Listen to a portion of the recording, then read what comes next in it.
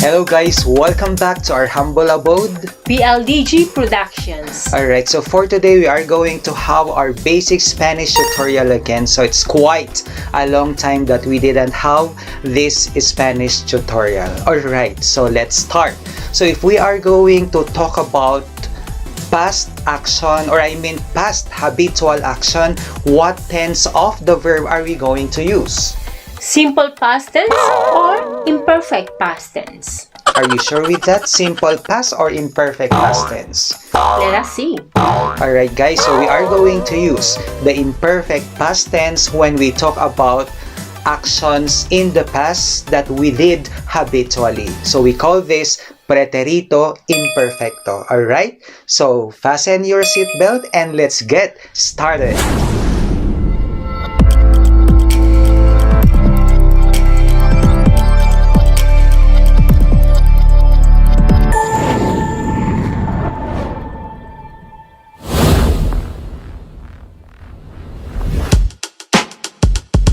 Alright guys, so we're back.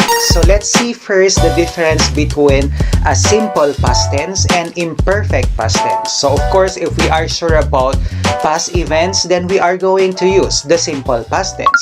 But what about an imperfect past tense? So we'll try to see the difference between these two tenses, the simple past and the imperfect past tense. So let's have some sentences. For example, a simple past tense. When I visited my grandparents. Cuando yo visité a mis abuelos. Alright, so the verb there is visite. In the first person, it means like I visited. Alright, so that is simple past tense. Let's also have an example of an imperfect past tense. When I used to visit my grandparents.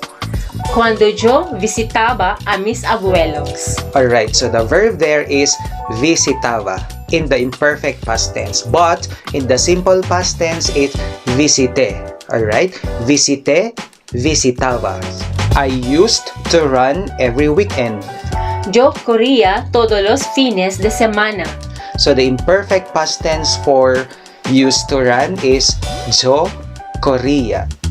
I hope you have some ideas now between these two, the simple past tense and the imperfect past tense. But for today guys, we are going to focus more on conjugating or formulating sentences with the imperfect past tense. Alright guys, so when are we going to use the imperfect past tense? So this would serve as our guide when we use this kind of tense. So the first one is imperfect past tense is used to speak about past actions that were habitual. So the things that you used to do before. Alright? Number 2. So we use the imperfect past tense when we talk about ongoing past action that was interrupted. Alright, so the third one is we are going to use the imperfect past tense when we describe about past characteristics. Let's take for instance your age, height, time, and so on and so forth. Number 4 is if we describe about past conditions. So if you are narrating story for instance, then we may use the imperfect past tense. And number 5 is we use the imperfect past tense when we describe about our past feelings. Alright, so maybe these things, these 5 are our guides to be able to use properly and correctly the imperfect past tense. Let's have some more sentences to understand more about this type of past tense, the imperfect past tense. The first one, Narinli used to talk about foods in her vlogs. Narinli hablaba sobre comidas en su blog. So this sentence talks about a habitual state or event or action in the past. So this is an habitual action. Alright. Another sentence. At 10 years old, Jules May was very shy and didn't have many friends. A los 10 años, Jules May era muy tímida y no tenía muchos amigos. This sentence also shows an imperfect past tense. It describes something in the past. So the verbs in the imperfect past tense used in this sentence are tenía and era. So era from the verb ser and tenía from the verb tener. Era means like was and tenía means had. That is tener in the past tense. Let's have some more sentences about imperfect past tense. I saw in the Ruth channel when I was at the church. Vi a in the Ruth channel cuando estaba en la iglesia.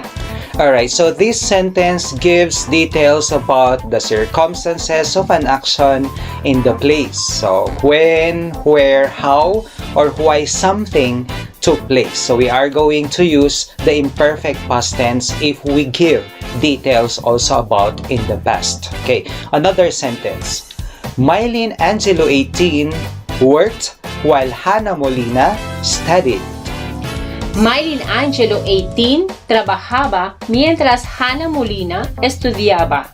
Alright, so when we are talking about actions or events taking place simultaneously in the past, then we are going to use the imperfect past tense. Last sentence. The girl was called Ramos Esme and she had two friends. La niña se llamaba Ramos Esme y tenía dos amigos. Alright, so the verbs used there, the imperfect past tense, we have llamaba and tenía. Alright, so she was called, se llamaba, she had, tenía. Alright, so this sentence describes or provides a background in a narrative. So if you are going to narrate also some stories, then the imperfect past tense can also be used, okay, to give a narrative about certain situation. Let's have some more sentences. So the following sentences talk about dates, time, age, condition, and feelings. So if we are going to talk about these topics or these things, then we are going to use also the imperfect past tense. Example, when I was 11 years old, we moved to Spain. Cuando tenía 11 años, nos mudamos a España. Tenía. We moved, nos mudamos. It was summer when we went to Spain. Era verano cuando fuimos a España.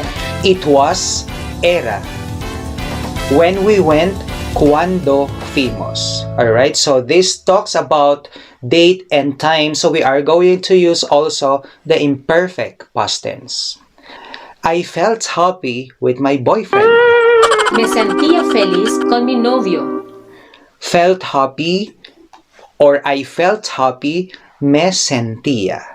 So when you talk about feelings, okay, in the past, then we are going to use also the imperfect past tense. Let's take the last sentence.